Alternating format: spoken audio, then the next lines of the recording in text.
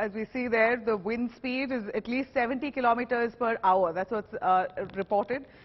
In fact, the intensity, as one would have expected for it to weaken, we believe that it has worsened.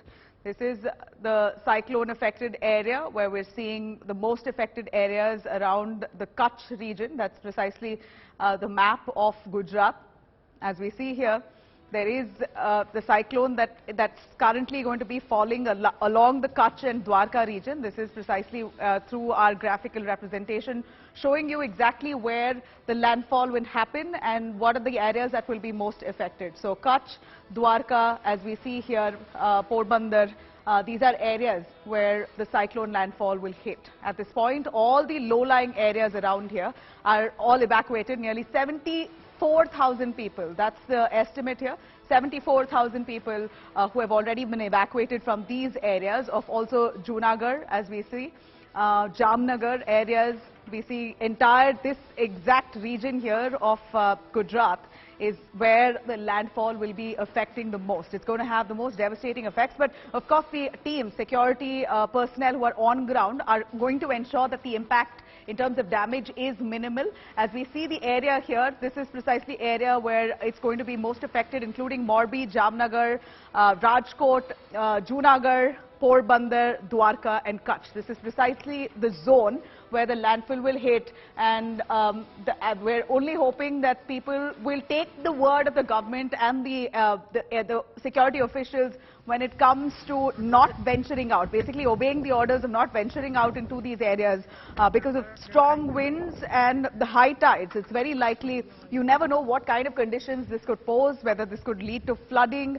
The storm could be such where anyone caught in that storm could be, dragged by the winds. It's very likely. The scenario is complex and dynamic. One does not know. Even the Met Department cannot really gauge on the kind of damage and the extent of it that this cyclone could pose. Our reporters, of course, on ground, bringing us every update as the cyclone is now fast approaching.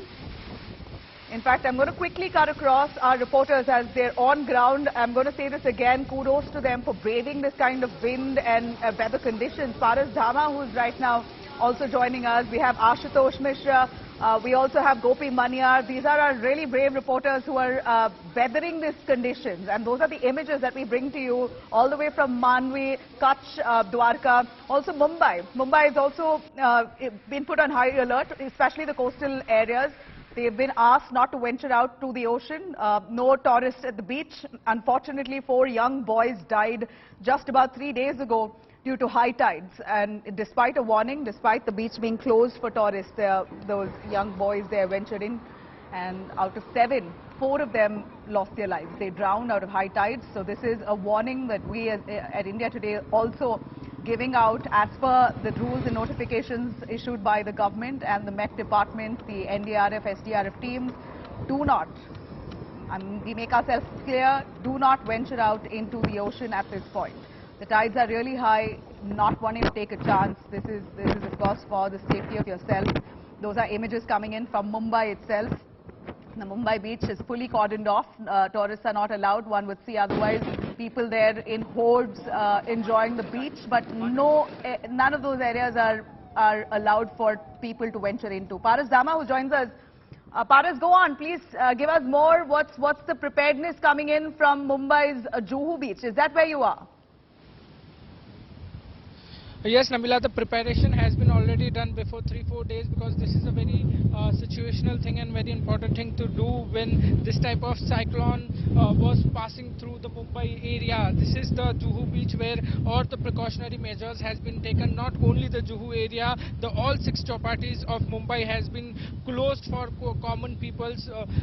Plus, there are many agencies which are posted over here. There are Mumbai police which are patrolling every 5 minutes to see if no one is entering this area, Juhu beach area. Barricading has been done by Mumbai police, plus lifeguard teams has been posted over here. There are more than 12-13 lifeguard which are posted in shifts to help people if anything happens. Weather department has also cleared one thing: there is no major threat of cyclone Biparjoy in Mumbai and Maharashtra, because it has passed on to Jakhau now. So when it will hit to Jakhau, it can put little impact in Mumbai, but right now the situation is under control.